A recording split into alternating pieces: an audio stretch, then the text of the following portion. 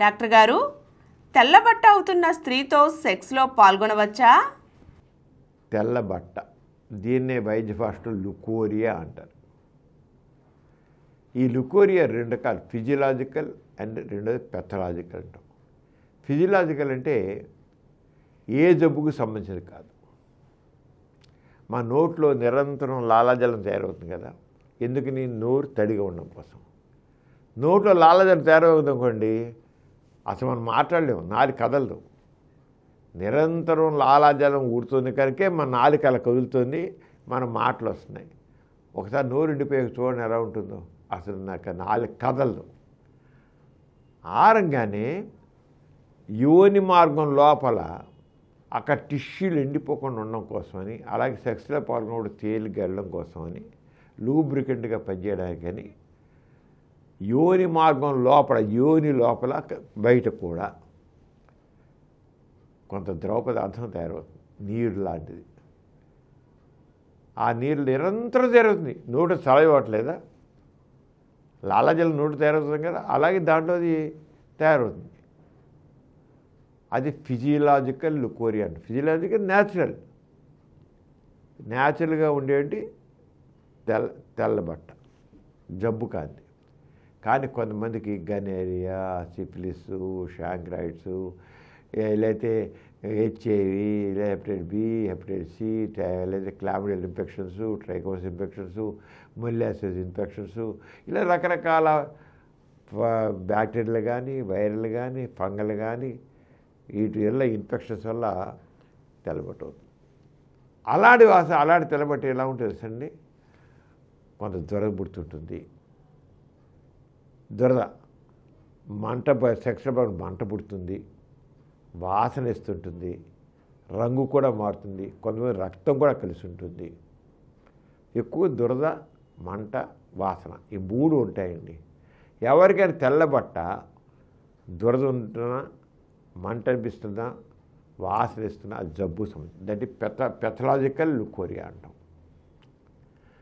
దానికి తప్పకుండా డాక్టర్ నుంచి మందులు వాడాల్సిందే. అలా కాకుండా మామూలుగా నీరు కొంత ఎక్కువ నోట కొంత ఊరికి ఉమ్ముతారు, తుప్పుతూ ఉమ్ముతుంటారు.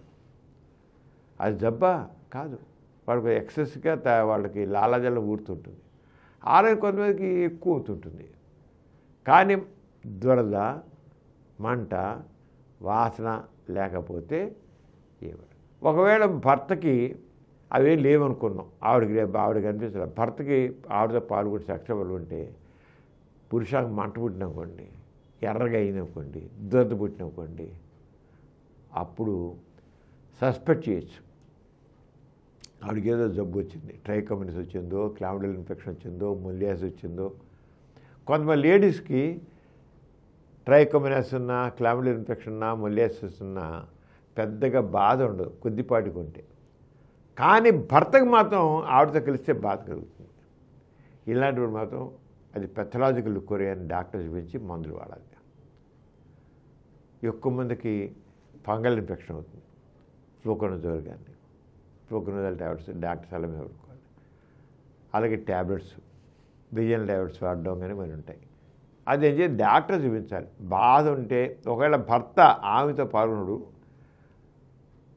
ఆ పురుషానికి కదినట్లు అనిపించినా, మంట పుట్టినా, దురద పుడుతున్నా, ఒకసారి ఆమె డాక్టర్ దగ్గరికి వెళ్ళి చూపించుకుంటే ఆ తెలుపు అవుతుంది చూసారా, ఆ తెల్లబట్టనే దాన్ని మైక్రోస్కోప్ మీరు పరీక్ష చూస్తే, స్వాబ్ తీసి చూస్తే దాంట్లో ఈ ట్రైకోమస్ కానీ, మొల్లాసిస్ కానీ, క్లామిడియల్ ఇన్ఫెక్షన్ ఉంటే కనబడుతుంది.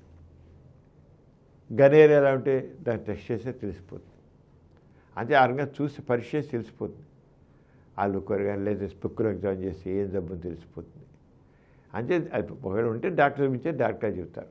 అంచేత ఫిజియలాజికల్ లుకోరియావా, పెథలాజికల్ లుకోరియావా అనేది ముందు నిర్ధారణ చేసుకుని దాని ద్వారా చికిత్స పొందితే కంట్రోల్ అవుతుంది. ఒక్కోసారి భార్యకి జబ్బు ఉంటే భర్త కూడా బాధ వస్తే ఇద్దరు మందు వాడాలండి. ఆవిడ ఒక్కరే వాడితే సరిపోదు. ఆవిడొక్కరి వాడి భర్త వాడలేకండి, మళ్ళీ భర్త నుంచి ఆవిడకి వెళ్తుంది. అంచేత ఇద్దరూ మందు వాడుకోవాలి. ఎప్పుడైనా భార్యకి జబ్బు ఉంటే భర్త ఆవిడతో కలిస్తే మాత్రం ఖచ్చితంగా భర్త కూడా మందు వాడాలి. అప్పుడు కంప్లీట్ క్యూర్ అవుతుంది. ఈ కార్యక్రమం మీకు ఎంతో నచ్చింది కదా. ఇటువంటి మరిన్ని వీడియోల కోసం అనతి కాలంలోనే 20 కోట్లకు పైగా వ్యూస్ సాధించిన సమరం ఛానల్ సమర్పించు డాక్టర్ సమరం ఛానల్కు సబ్స్క్రైబ్ చేయండి, లైక్ చేయండి, మీ ఫ్రెండ్స్కి షేర్ చేయండి. అలాగే ప్రక్కనున్న గంట సింబల్ని ప్రెస్ చేయడం మర్చిపోకండి.